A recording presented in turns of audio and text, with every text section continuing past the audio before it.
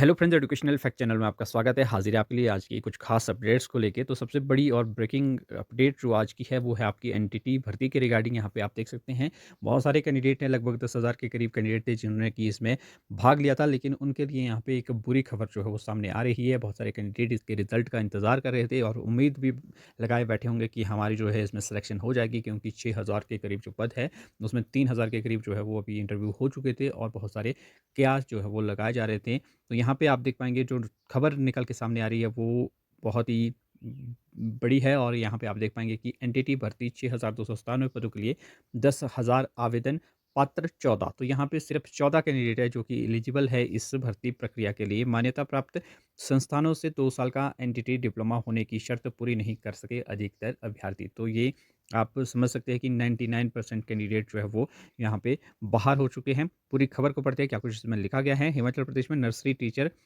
भर्ती के लिए 6,297 पदों के लिए चली भर्ती प्रक्रिया में बड़ा मोड़ सामने आ गया है। प्रदेश भर में करीब 10,000 अभ्यर्थियों ने आवेदन किए थे इसके लिए और पात्रता जांच के बाद सिर्फ 14 उम्मीदवार ही जो है वो पात्र पाए गए हैं। बाकी सभी आवेदन एनटीटी डिप्लोमा की मान्यता शर्त पूरी न करने के कारण खारिज कर दिए गए हैं। सरकार की ओर से प्रदेश के सरकारी स्कूलों में नर्सरी और केजी कक्षाएं शुरू करने के उद्देश्य से यह भर्ती जो है वो भर्ती प्रक्रिया शुरू की गई थी। पात्र उम्मीदवारों की संख्या ना के बराबर होने से पूरी प्रक्रिया जो है वो अटकने की कगार पे पहुंच गई है। तो आप देख पाएंगे कि national council for teacher education की गाइडलाइंस में यह भर्ती की जानी है। नियमों के अनुसार अभ्यर्थियों के पास केंद्र सरकार या एनसीटी से मान्यता प्राप्त संस्थान से 2 वर्ष की जो एनटीटी डिप्लोमा की डिग्री होनी आवश्यक है। अधिकांश उम्मीदवारों ने या तो 1 वर्ष का जो डिप्लोमा है वो किया था या ऑनलाइन या प्राइवेट संस्थानों से प्राप्त कोर्स या फिर राज्य स्तर की अप्रूव्ड ना होने वाली संस्थाओं से सर्टिफिकेट लिए हुए थे। परिणाम स्वरूप 10,000 में से केवल 14 ही जो कैंडिडेट है वो योग्य पाए गए हैं। नर्सरी टीचर भर्ती की यह प्रक्रिया पूर्व मुख्यमंत्री जयराम ठाकुर सरकार के कार्यकाल से शुरू हुई थी। उस समय शिक्षा विभाग ने 6,297 पदों की स्वीकृति दी थी। हालांकि भर्ती प्रक्रिया बीच में ही रुक गई थी। सत्ता परिवर्तन के बाद सुकू सरकार ने इस प्रक्रिया को फिर से गति दी और इसे एनसीटी के नियमों के अनुसार आगे बढ़ाने का निर्णय किया, लेकिन ये जो है वो फिर से रुक गई है। साक्षात्कार के बाद प्रमाण पत्र की जांच में जो है वो खुलासा हुआ है। इलेक्ट्रॉनिक कॉरपोरेशन ने इस बाबत सभी जिलों में निजी कंपनियों के माध्यम से करीब 2 माह तक अभ्यर्थियों के साक्षात्कार किए। अब परिणाम जारी करने से पूर्व जब आवश्यक दस्तावेजों की जांच की गई तो अधिकांश अभ्यर्थियों के पास अनाधिकृत संस्थानों से प्राप्त सर्टिफिकेट मिले। कई आवेदकों ने तो आवेदन ऑनलाइन कोर्स के माध्यम से प्रशिक्षण किए हैं जिन्हें मान्यता प्राप्त नहीं है। इस स्थिति में भर्ती प्रक्रिया को वैधानिक रूप से आगे बढ़ाना संभव नहीं है। अब सरकार इस मुद्दे पर विचार कर रही है कि एक प्रस्ताव यह भी है कि राज्य शिक्षा विभाग स्वयं अपने प्रशिक्षण केंद्रों में एनटीटी कोर्स शुरू करे ताकि स्थानीय अभ्यर्थी भविष्य में योग्य बन सके। तो ये पूरा प्रोसीजर है, जो ये प्रोसेस है ये रहा है। तो एनटीटी भर्ती का जो कैंडिडेट रिजल्ट का इंतजार कर रहे थे, ये रिजल्ट अब कुछ नहीं आना है, ये फिर से लटक गई है भर्ती। अब इसमें कोई और अल्टरनेट जो है वो खोजना होगा, तभी जो है ये भर्ती हो सकती है। फिलहाल काफ़ी लंबे समय से 6-7 सालें हो चुकी है, ये लटक चुकी है, इसमें कोई लगने वाला नहीं है।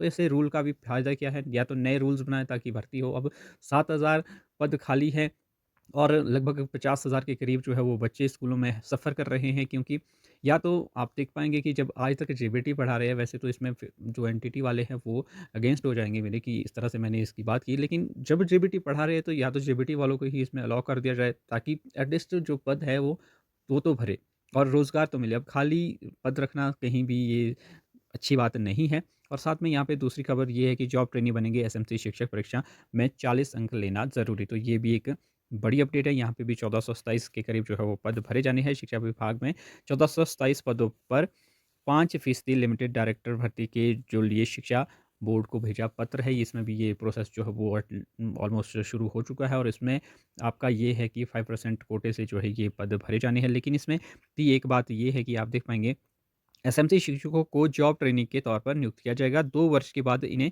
नियमित किया जाएगा। बतौर जॉब ट्रेनी 2 वर्ष का सेवाकाल पूरा करने के बाद नियमित होने के लिए शिक्षकों को दोबारा से एक परीक्षा देनी होगी। तो ये एक बड़ी बात है इसमें।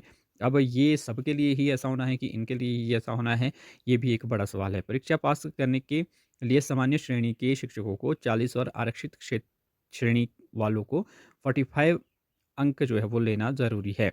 प प्राप्त अंक के आधार पे मेरिट सूची तैयार की जाएगी। अलग-अलग आरक्षित वर्गों के लिए श्रेणीवार सूची बनाई जाएगी। तो ये कुछ इसमें रहने वाला है प्रोसीजर और इसमें भी जो है, जो आपके पद है, इसका भी कहीं न कहीं एक ओर से विरोध भी हो रहा है कि हमारे जो पद है वो काटे जा रहे हैं, एसएमसी को दिए जा रहे हैं, तो ये एक अलग मैटर है।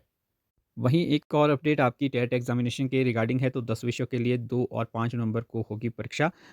आप देख पाएँगे कि साढ़े 36,000 कैंडिडेट जो है वो इस बार टेट देने वाले हैं और सबसे बड़ी बात ये है कि इसमें इसमें एडमिट कार्ड भी जो है वो पिछले कल जारी हो चुके हैं, जिसमें आपका जो आपके स्टार्टिंग में एग्ज़ाम है, जिसमें टीजीटी आर्ट्स का है, नॉन मेडिकल का है शायद, और 2 पंजाबी और उर्दू के हैं, जिसके कि जो आपके एडमिट कार्ड है वो जारी कर दिए गए हैं। आप अपने एडमिट कार्ड जो है वो डाउनलोड कर सकते हैं। आपके एचपी बॉस की ऑफ़िशियल वेबसाइट में जाके आप अपना एडमिट कार्ड जो है वो डाउनलोड कर सकते हैं। वहाँ पे आपको जो भी आपका रहता है, डेट ऑफ़ बर्थ वगैरह डालनी होती है और आपका एडमिट कार्ड जो है वो डाउनलोड हो जाता है। तो ये कुछ अपडेट्स थी आज की। और वहीं अगर बात करें एचपीआरसीए की, तो एचपीआरसीए ने पिछले कल जो है वो सिलेबस जारी किया है आपका टीजीटी मेडिकल और नॉन मेडिकल का। लेकिन सिलेबस को देख के जितने भी कैंडिडेट हैं वो उनके जो है वो होश उड़ गए हैं। एक तो काफ़ी लेंथी जो सिलेबस है वो रखा गया है और जो सिलेबस है वो भी बदला गया है। पहले जो सिलेबस होता था वो आपका +2 स्टैंडर्ड का होता था, लेकिन उसको जो है वो बीएससी, एमएससी के जो टॉपिक्स हैं वो भी उसमें ऐड कर दिए गए हैं, जिससे कि अभ्यर्थी जो है वो खासे नाराज़ है, विरोध भी कर रहे हैं। अब क्या आगे होता है, वो देखने वाली बात रहेगी। तो बाकी एग्ज़ाम जो है वो दिसंबर में होने की संभावना जो है वो बन रही है टीजीटी मेडिकल, नॉन मेडिकल की। और यहाँ पे जो आपके सचिव है एचपीआरसीए के विक्रम महाजन, उन्होंने यहाँ पे कहा है कि जो आपका टीजीटी आर्ट्स का सिलेबस है वो भी जल्द जो है वो अपलोड कर दिया जाएगा और जो टीजीटी आर्ट्स वाले कैंडिडेट के लिए भी यहाँ पे शॉकिंग जो न्यूज़ है वो अपलोड कर दी जाएगी। मतलब जिस तरह से जो टीजीटी मेडिकल और नॉन मेडिकल का सिलेबस अपलोड हुआ है, उससे जो है वो काफ़ी शॉक लगा है सभी कैंडिडेट को, क्योंकि जो अभ्यर्थी थे वो कुछ और सिलेबस, जो कि आपका प्रीवियस सिलेबस रहता था, उसके अकॉर्डिंग जो है वो तैयारी कर रहे थे। लेकिन जब नया सिलेबस देखा, एक तो काफ़ी लेंथी ही सिलेबस है और उसमें बहुत सारी मिस्टेक्स भी हैं, और एक सबसे बड़ी जो पिछले कल काफ़ी वायरल भी हो रहा था कि उसमें करंट अफेयर के लिए जो है वो 10th स्टैंडर्ड का लिखा गया है। तो उस 10th स्टैंडर्ड का क्या करंट अफेयर होगा? करंट अफेयर तो करंट अफेयर होता है। तो इस तरह से ऐसी भी मिस्टेक्स जो है वो उसमें बहुत सारी है। तो सिलेबस को देख के ऐसा लगता है कि जैसे कि एक जगह से चीज़ें जो है वो कॉपी करके दूसरी जगह पे पेस्ट कर दी गई हैं। कोई उस पे ज़्यादा ध्यान नहीं दिया गया है और मुझे ये भी लगता है कि जो सिलेबस जारी हुआ है, उसके अकॉर्डिंग ही पेपर आए, ऐसा भी पॉसिबल जो है वो नहीं लग रहा है। तो अब देखते हैं क्या कुछ आगे होता है। फिलहाल अब जितने भी समय आपके पास समय कम है, क्योंकि एग्ज़ाम अगर दिसंबर में हो जाता है तो सिर्फ़ 1 महीना ही बचता है। तो इसलिए जितना भी समय है, आप अपने समय को ज़्यादा से ज़्यादा यूटिलाइज़ करें। तो फिलहाल अभी के लिए इतना ही, मिलते हैं अगली अपडेट के साथ, तब तक के लिए बाय-बाय।